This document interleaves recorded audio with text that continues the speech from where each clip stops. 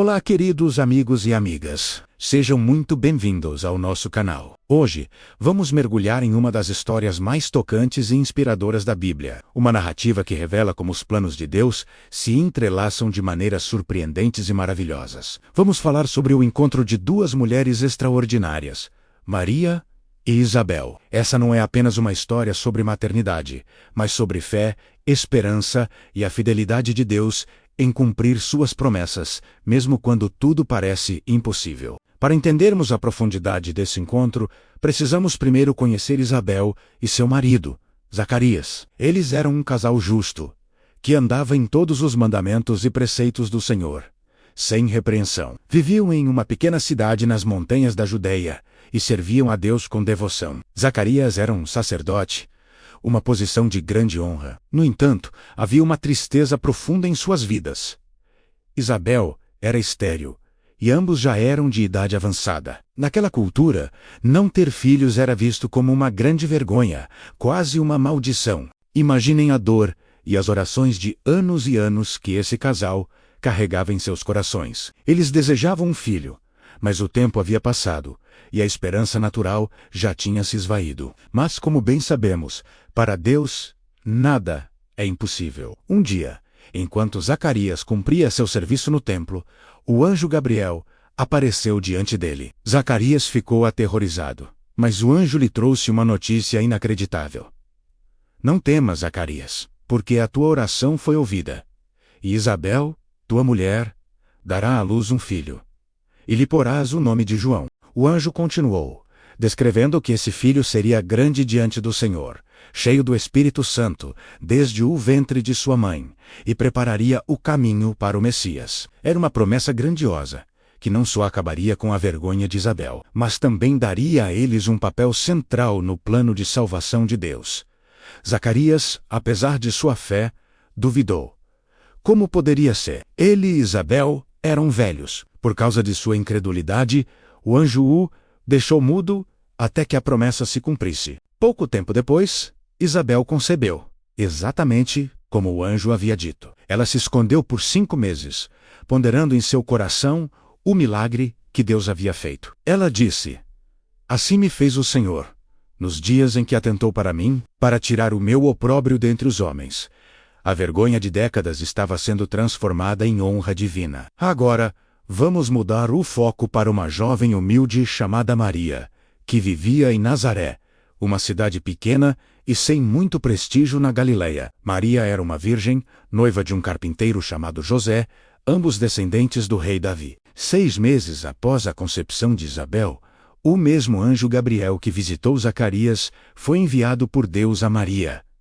A saudação do anjo foi poderosa: "Alegra-te, agraciada, o Senhor é contigo." Maria ficou confusa, sem entender o que aquelas palavras significavam. Então, Gabriel revelou o plano de Deus para ela. Uma notícia ainda mais chocante e milagrosa. Ele disse: "Não temas, Maria, pois achaste graça diante de Deus.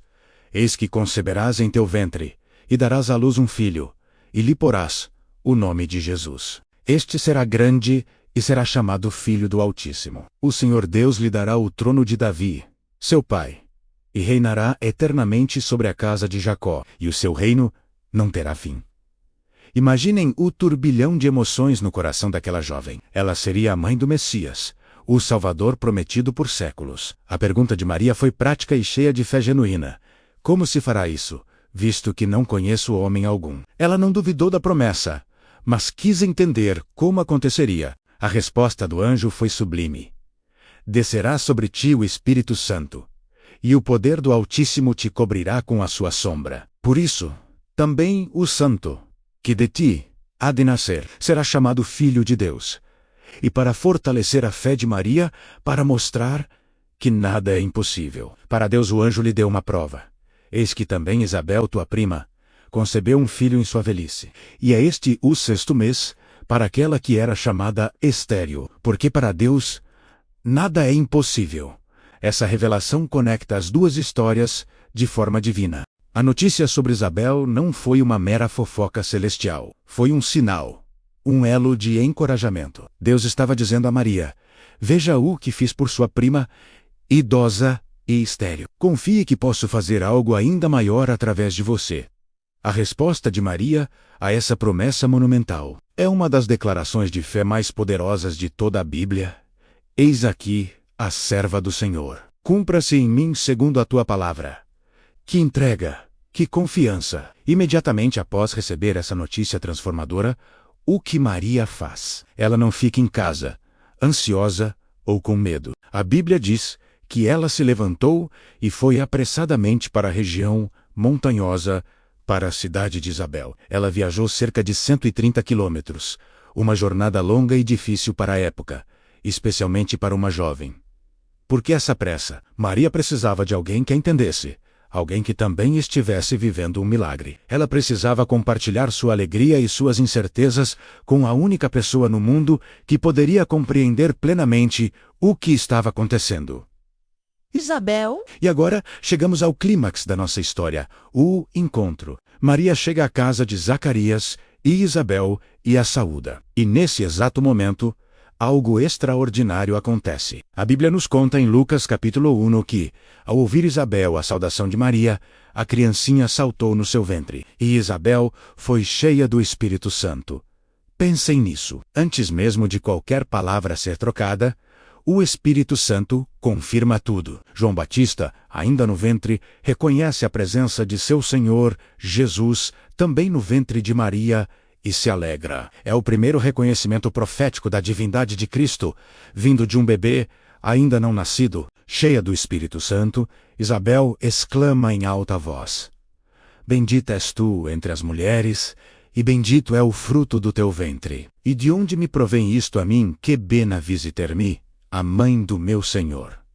Percebem a humildade e a honra nas palavras de Isabel? Ela, uma mulher idosa e esposa de um sacerdote, reconhece a jovem Maria como a mãe do meu Senhor. Ela não sente inveja nem ciúmes. Pelo contrário, ela se sente profundamente honrada pela visita. Ela confirma a bênção sobre Maria e valida o milagre que está acontecendo nela. Isabel continua dizendo: Pois eis que, ao chegar aos meus ouvidos a voz da tua saudação, a criancinha saltou de alegria no meu ventre. Bem-aventurada a que creu, pois hão de compreender-se as coisas que da parte do Senhor lhe foram ditas. Que palavras de afirmação! Isabel elogia a fé de Maria.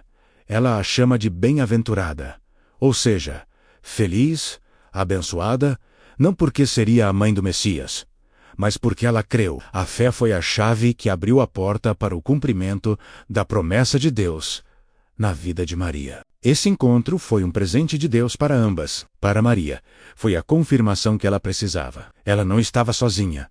Sua prima, inspirada por Deus, entendeu e celebrou com ela. Para Isabel, foi a revelação do papel que seu próprio filho teria. O precursor daquele que estava no ventre de Maria. Foi um momento de pura alegria, comunhão e adoração. Duas mulheres, uma jovem e uma idosa, uma virgem e uma que era estéril, unidas por milagres que só Deus poderia realizar. Elas se tornaram um suporte uma para a outra, compartilhando a jornada sobrenatural que Deus havia preparado para elas. A resposta de Maria a tudo isso é um dos cânticos mais belos da Bíblia, conhecido como o Magnificat. Ela explode em louvor. A minha alma engrandece ao Senhor, e o meu espírito se alegra em Deus, meu Salvador.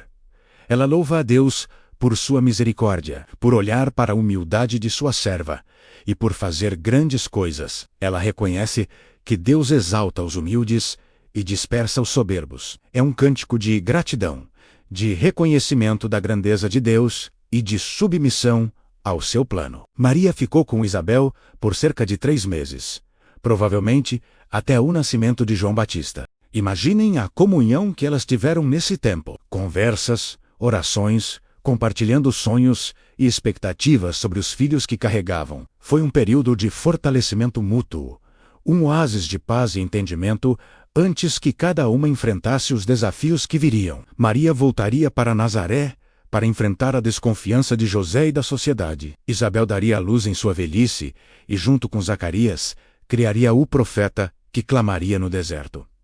O que essa história comovente nos ensina hoje? Primeiro, ela nos mostra que Deus tem um plano perfeito e que Ele conecta as pessoas certas, nos momentos certos, para cumprir seus propósitos. O encontro de Maria e Isabel não foi coincidência. Foi uma orquestração divina para encorajamento e confirmação mútua. Segundo, aprendemos a importância da comunhão e do apoio. Quando Deus faz algo em nossa vida, é fundamental buscarmos pessoas de fé que possam celebrar conosco, nos encorajar e nos ajudar a carregar nossos fardos e alegrias. Ninguém foi feito para caminhar sozinho na jornada da fé. Terceiro, a história exalta a fé.